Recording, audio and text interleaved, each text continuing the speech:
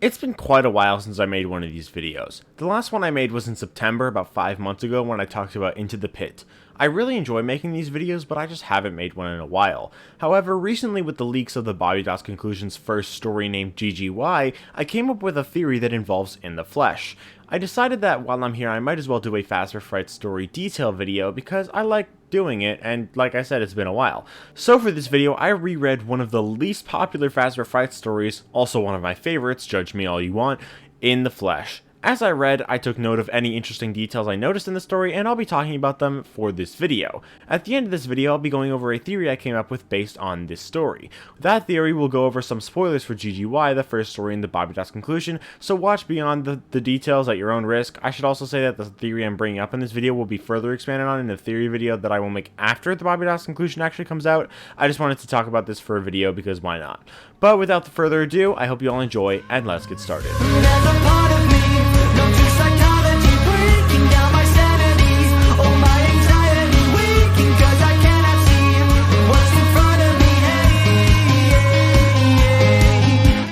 Number 1. The first thing is not exactly a detail that's important to the story of FNaF, it's just something I observed, though it's something a lot of people observed. I just wanted to bring this up. This story is all about the lore of FNaF being made into games, an alternate version of which we also see happen in the timeline of the games. It's based around lore which a lot of people, theorists, discuss, including myself as well as MatPat. It also just so happens that the main character of this story is named Matt. This would be enough to indicate that the story is based around Scott poking fun at MatPat since they always had an antagonistic relationship, but like a friendly one. But there's also the fact that Matt in this story actually has a roommate named Jason, which is the name of one of MatPat's friends. Matt also has a bunch of connections to William Afton, which I'll get to later on. And a guy named Matt being connected to Afton could possibly be a reference to the FNaF musical by Random Encounters, where MatPat played the musical's equivalent of William Afton. Number 2. A lot of people envy Matt for having a job where he can play video games all the time, but he himself knew that that wasn't the only part of the job. He was one to playtest and track down bugs and stuff, and he believed that just because you are really good at playing games doesn't mean you know how to make them well. Another example given is that just because you're good at reading stories doesn't mean you'd be good at writing them. However, just after this, the story begins talking about how Matt designs Springtrap by looking at a bunch of different serial killers in history and media, looking into their personality and psychopathy and like their evil, studying the personalities of these killers. You could say that he's really good at understanding psychopathic killers. This connects back to the other point. Just because he's good at understanding killers doesn't mean he would be a good killer. However, other aspects of his personality kind of match with William Afton. The idea of being good at something not applying to being good at creating it is a funny thing to bring up when right after this, serial killers are mentioned and the character who believes this stuff is connected to Afton, a serial killer. Number 3. Following what I just said, Matt is basically a huge dick who probably has a small one, and Matt's personality correlates strongly with Afton, as not only is he extremely unlikable, but his roommate, his friend, is disgusted with Matt and no longer wants to be friends with him. This connects over to William and Henry's relationship, with William being a psychopathic murderer and Henry, his friend, wanting nothing to do with him anymore. Matt is also divorced, which could connect back to the idea of William and Mrs. Afton getting a divorce as implied by the security breach CDs. It's even possible that Mrs. Afton divorced William because William tried to get with Henry's wife, as that's what happens in this story where Matt tries to get with Jason's girlfriend. Number 4. Yet another thing connecting Matt to Afton is that he's actually claimed to be the creator of Springtrap. He made the character. As I said earlier, he made him based around many different serial killers to turn him into the perfect villain. In this universe, Matt is the one who created Springtrap, and Springtrap himself didn't exist prior. This means that In the Flesh takes place in a completely separate universe from both the games and the Fazbear Frights Stitch Wraith universe. But the idea of Matt creating Springtrap can also connect Matt to Afton, as while Afton didn't create Spring Bonnie, he is the one who turned himself into Springtrap. It was Henry who made the suit and the kids who stuffed him into it, but it was his own being that turned him into this monster. It's like in the finale of the Obi-Wan Kenobi show, in the scene between Anakin and Obi-Wan. I'm not gonna lie, I think that this may be an unpopular opinion, but I think that was easily top 3 Star Wars scenes of all time. And I think that show overall was just really underrated. I really liked it. But in that scene, Obi-Wan apologizes to Anakin, to which Vader replies saying that Anakin is gone and that he is not Obi-Wan's failure. Obi-Wan didn't kill Anakin Skywalker, Darth Vader did. I am not your failure, Obi-Wan. You didn't kill Anakin Skywalker. I did. Darth Vader does not accept being called Anakin, like how William Afton doesn't accept being called Afton in The Twisted Ones. When the main characters call him Afton, he instantly corrects them. William Afton, then? Of Afton Robotics? Wrong again. My name is Springtrap. Springtrap was caused by Henry and the missing kids, but he was created by Afton himself, and Matt being the creator of Springtrap connects back to that idea, and as he worked on the game, Springtrap was the place that Matt would pour his anger into. All his urges for destruction were poured into the game, which fueled the entity of Springtrap. Number 5. When the idea of Matt's feelings and emotions being poured into Springtrap is all explained, it is said that Springtrap was the child of all of Matt's rage. This is actually connected to the entire plot of the story. As we all know, Matt gets pregnant with Springtrap, and Fetus Trap is literally Matt's child, which is reinforced by the fact that Fetus Trap literally calls him daddy, which I think that's literally the only deal breaker of the story. I love everything else, but just why did that have to happen? But not only that, the Fetus Trap is actually created by Matt's rage. When Matt loses the game, he rages so hard that he wants to torture Springtrap, which could also be a reference to Andrew torturing William as we see in the very next story of this book. So he literally creates a program for Springtrap to torture himself, which is what creates an immense buildup of agony that Fetus Trap is created, and I'll talk a bit more about that later on. Number 6. The game Matt is working on in the flesh is called Springtrap's Revenge, and the game is set in a maze which you have to escape before Springtrap kills you. Considering this is a VR game, it seems intentional that this is reminiscent of the Curse of Dreadbear Corn Maze level, which is a maze where you have to escape before Grim Foxy kills you, and that level is also heavily associated with the next thing. Number 7. Springtrap in the Flesh is very reminiscent of Glitch Trap in that it's William Afton in a VR game.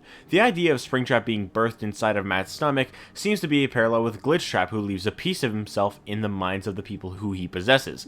Not like a literal body inside them, he doesn't make his victims pregnant, but yeah, it's similar. I think that Springtrap being a parallel to Glitch Trap idea is pretty clear since it's literally William Afton in a VR game. There's not really much else to say. And also regarding Corn Maze, that level is all about Vanny, who is also possessed by Glitch Trap, William Afton. It doesn't really get more obvious than that. Springtrap even uses a knife in the game, which Vanny was originally supposed to use in Security Breach. Number 8. When Matt gets frustrated with Springtrap and once he's had enough, he decides that he made the game so he could control Springtrap. He ends up torturing it by speeding up the time frame and forcing Springtrap to wander the maze with no victims to stalk. However, before he does this, it is mentioned that he can control Springtrap, and more specifically, that he can control where it can go and where it cannot go. This might be a reference to FNaF 3, the first game with Springtrap I might add, where it's said and also shown that the animatronics are not programmed to be able to go into the safe room. When they go up to it, there's an error and they cannot enter. Number 9. So there's a couple things to talk about here. First of all, when Springtrap had no one to kill, it spawned a new version of itself, and the new version killed the old. Then the new version would create another new one, and that one would kill the old one, and that happened over 500,000 times over the night. Over time, as each Springtrap killed the last, the code for Springtrap would change slightly, and eventually it was completely different, because each time it killed the old Springtrap, it was slightly changing, as it had to do something different in order to actually achieve what it's programmed to do. This shows that, at least in the FNaF franchise, when something is unable to do what it is programmed to do, it finds other ways to somehow do it, resulting in slight changes to the program, like I just said happens to Springtrap. This is very interesting, and it is interesting to wonder whether or not something like this has happened before in the series. Number 10. As each Springtrap kills the last, it also created an immense amount of agony, which is what resulted in the creation of the Fetus Trap. The interesting thing is that this is literally an AI, so how is it able to create a human emotion? What seems to be the case is that if something is imbued with an emotion, even if it itself is not a living thing, it can then produce that emotion. Matt's rage and anguish fueled Springtrap, and Springtrap was able to create an immense amount of agony, which is not the same emotion, but it's still an emotion, negative emotion specifically, so it could be a connection there. Number 11. Interestingly enough, when Matt finds that Springtrap's AI is completely different now, he realizes he has to delete the code and start over. However, when he tries to delete the code, he is unable to. This is a further connection to Glitch Trap, as in the tapes from FNaF VR, Tape Girl realizes that Glitch Trap has attached himself to her tapes. When she realizes this, she decides to destroy the tapes, but she isn't able to because Glitch Trap on the tapes is not allowing the tapes to be deleted.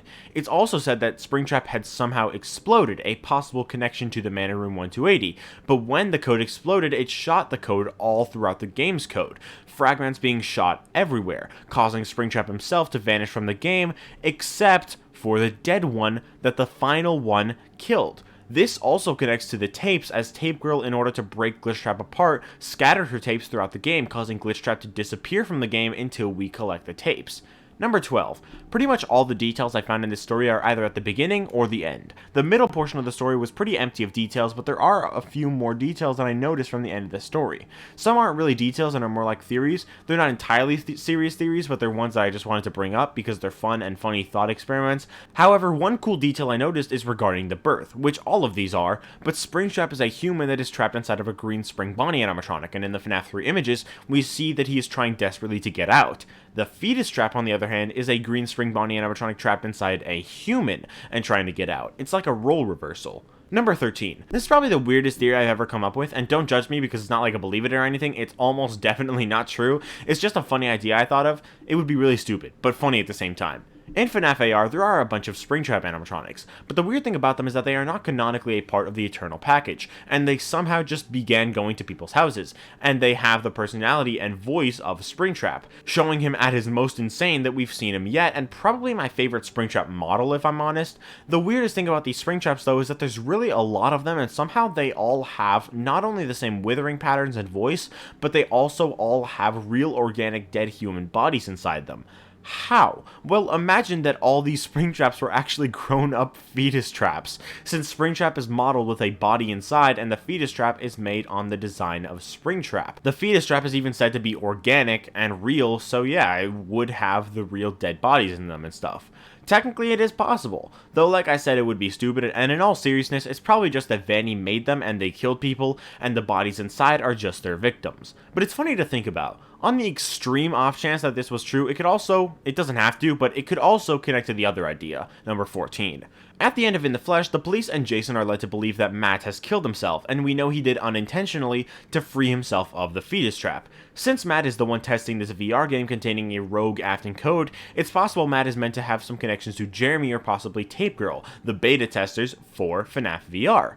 In the case of Jeremy, since we've been led to believe he killed himself to free himself of Glitchtrap, considering he cut off his face, it seems like he killed himself unintentionally. It's also possible that this is meant to tell us that Tape Girl had a similar fate to Jeremy, since we never really found out what her fate was. There's also the connection I mentioned earlier with Matt being unable to delete the scattered Springtrap code, like Tape Girl was unable to delete the Glitchtrap inhabited tapes, so this could be related to Tape Girl and her fate. And finally, number 15. This story has heavy connections to Glitchtrap, and the end of the story has Springtrap possess a brand new body. Since this came out before Security Breach, it's possible this story was trying to hint at the idea of Glitchtrap getting a new or improved body in Security Breach, which of course he did in the form of Burntrap. So those were all the details I noticed in the Flesh, but of course there is a theory that I have about the story. It's really such a short and simple idea, but it's also a really important one. This will be your final spoiler warning for GGY, the first story in Bobby conclusion, so if you don't want spoilers, you should click off the video now. I'll give you a few seconds to do so. You gone? Alright, cool, good. In GGY, it's revealed that Gregory is actually Patient 46. GGY is a code name matching the name Gregory, and it belongs to a kid literally named Greg, who goes to therapy and kills the therapist whenever they find out what he's up to, meaning this is Patient 46. But why is Gregory so clueless about everything if he's Patient 46 and knows all this stuff already? Well, it seems likely that either Gregory is a robot and Patient 46 is a variant of Gregory that is evil, or Gregory was possessed by Glitchtrap, or both. Gregory being Patient 46 is literally confirmed and completely undeniable, so there has to be a way that it would work, and the most likely option seems to be that he's both a variant of the Gregory robot and is possessed by Glitchtrap. The wall code seems to imply that Mike built Gregory, but in the books, Henry built 4 Charlie bots, one for each stage of her life, and he even raised her, or well, he didn't raise her, but she was raised and was even sent to school like a regular kid. It's possible Mike built Gregory bots so that Gregory could grow up like a normal child, as Michael's son, but when Vanessa got possessed by Glitchtrap, she replaced Gregory with one of the alternate Gregorys, one that, like the 4th Charlie bot in the books, got imbued with negative energy from Michael. This could also be why Gregory doesn't trust Vanessa, because she got rid of him and throwing him out on the street, forcing him to be homeless. Also, like the fourth Charlie bot in the books, just because it has negative emotional energy doesn't inherently make it evil, but it seems like it makes it easier to turn evil. Patient 46, who is Gregory, is said to be an excellent hacker. I'm surprised by your knowledge of computers. You're something of a phenom. Do you know what that word means? It means you have unusual skill, like a hacker. I assume you know what a hacker is. Yes? Do you think of yourself as a hacker? Which is an odd thing to point out. In GGY, which I haven't read in full, but apparently, Gregory controls the animatronics and uses hacked credentials. Patient 46 is a hacker, but like I said, it's likely that Patient 46 is possessed by Glitchtrap, considering he kinda watches over Vanessa. But how did he get possessed by Glitchtrap? This is where In the Flesh comes in.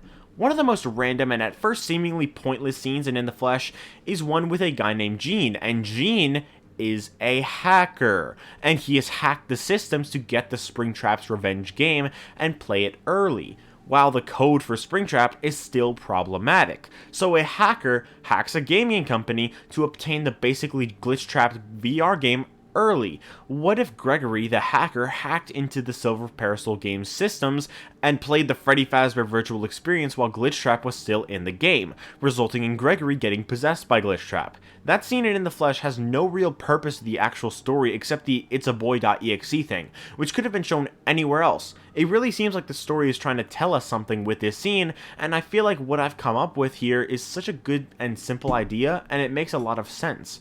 But let me know what you guys think in the comments down below. Do you agree with the theory? What did you think about the details presented in this video? And what do you think of In the Flesh as a story? Let me know in the comments, and if you did enjoy this video, make sure to leave a like and subscribe if you want to, and I'll see you all in my next video, which will be on the FNaF character encyclopedia. So, I'll see you then, and yeah, see you guys later. Bye, guys!